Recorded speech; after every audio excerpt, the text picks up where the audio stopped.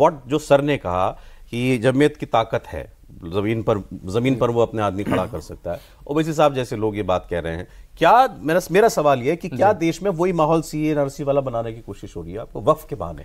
मेरे ख्याल से जैसे कहा कि वो एक डर का माहौल कि जो जब भी ये जेपीसी बैठे तो ये सुन के बैठे कि भाई हम ऐसा कर सकते हैं। और मैं प्रदीप जी की बात से एग्री करूंगा कि ये मैसेज उनके लिए है जिनका वोट उनको मिलता है। भाई तुमको 90% वोट देते हैं, 95% वोट देते हैं, हमारे चक्कर में तुम चुनाव जीतते हो, तभी आप उद्धव के घर के सामने भी खड़े हो जाते हो। देखिए, जब हम बार हम पिछले कई सालों से मुस्लिम अपीसमेंट की बात करते हैं तो वो है क्या मुस्लिम अपीसमेंट? उस मुस्लिम अपीसमेंट का सरगना वक्फ बोर्ड है, उस मुस्लिम अपीसमेंट का सरगना प्लेसेस ऑफ वर्शिप एक्ट है। उसमें प्लीज एक्सप्लेन। देख, मुस्लिम अपीसमेंट कहते हैं क्या करा? मुस्लिम अपीसमेंट केवल आप मौलाना जो मुल्ले मौलवी उनको अपीस करा, आम मुसलमान तो कहाँ रह गया? ना तो मुस्लिम पर्सनल बोर्ड में है, ना वक्फी जमीनों में उसको कुछ मिल रहा है। तो अगर कांग्रेस ने जो कहा कि मैं मुल्ला मौलवियों को खुश कैसे रखूंगा, है ना, कि मैं मदनी साहब को कैसे खुश रखूं, मैं खुश ऐसे रखूं, उनको कुछ 4 ऐसी चीजें दे दूं जिससे वो आर्थिक रूप से मजबूत रहे, तो उनको दे दिया प्लेसेस ऑफ वर्शिप एक्ट कि भाई जैसे अयोध्या को छोड़ के जो मामला जैसे निर्धारित हो गया वैसे ही रहेगा। 1947 के बाद से आप रिक्लेम कोर्ट में भी नहीं जा सकते। तो आप कह रहे हैं मुस्लिम अपीजम केवल मुस्लिम क्लेर्जी का हुआ है, उन्हीं का हुआ है, क्योंकि वो कंट्रोल करते हैं। आम मुसलमान के लिए कुछ किया हो तब ना, आम मुसलमान के लिए तभी तो 2000 तुष्टीकरण में कुछ नहीं किया। तभी 2006 की सच्चर रिपोर्ट क्यों कह रहा हूं, सच्चर कमेटी की रिपोर्ट देखिए।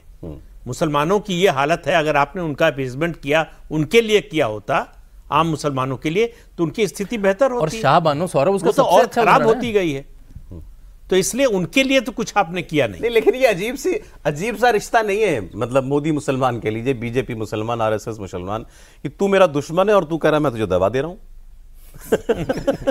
सरकार कह रही है मैं तुम्हारी दवा कर रहा हूं, मैं गरीब मुसलमानों की दवा कर रहा हूं, मैं गरीब मुसलमानों की, महिला मुसलमानों की दवा कर रहा हूं। इसके पीछे क्या है? ये दरअसल चाहे वो सीए हो, चाहे एनआरसी हो, चाहे वक्फ बोर्ड हो, बीजेपी का अपना जो एजेंडा है, ऐसा नहीं है कि बीजेपी कोई मुसलमानों के लिए बहुत ज्यादा चिंतित है, सोशल सर्विस बहुत सोशल सर्विस कर रही है।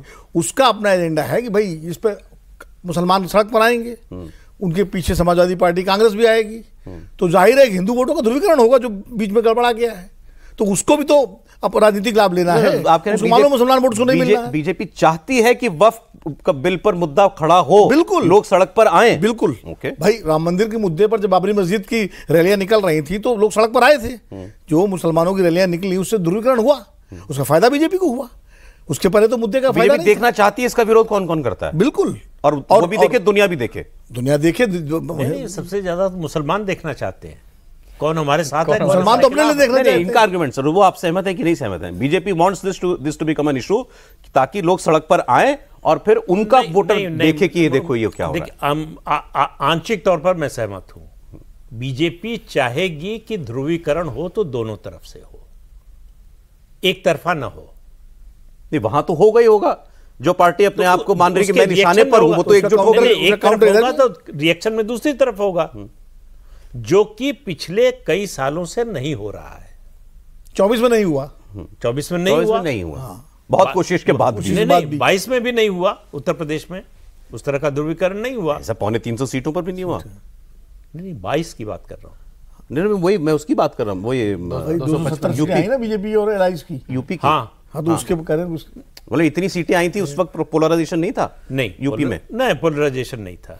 देखिए, मतलब इनका कहना है पोलराइजेशन अगर होता तो फिर सपा की 125 नहीं आती, तो सपा और गठबंधन की 125 नहीं आती। मतलब इनका कहना है 115 सीट टोटल मिला के 125 आई, वो नहीं आती।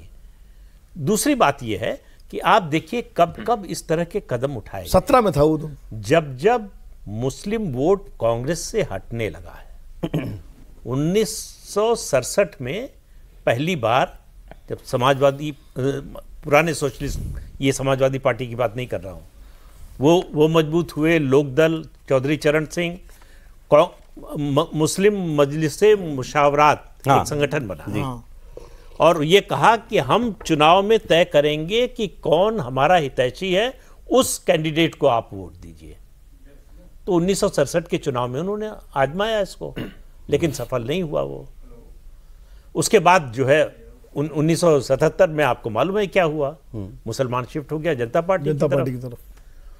उसके बाद आप देखिए लगातार उससे पहले 1976 ये अंदाजा हो गया था कांग्रेस को 76 में वक्फ बोर्ड बनाया गया, 72 या 76 में वो वक्फ बोर्ड का ये ऑल इंडिया मुस्लिम हाँ पर्सनल लॉ बोर्ड बनाया गया। तो मुसलमानों को और बल्कि उनकी लीडरशिप को अपीज करने के लिए समय समय पर कदम उठाए।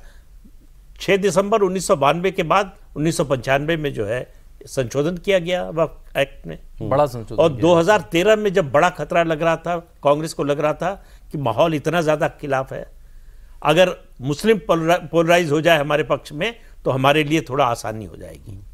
तो जो संशोधन किया गया वो तो अकल्पनीय है। तब तो नहीं, अच्छा डीड भी करना लाजमी नहीं। जिस संपत्ति पर हाथ रख देगा वो उसकी हो जाएगी।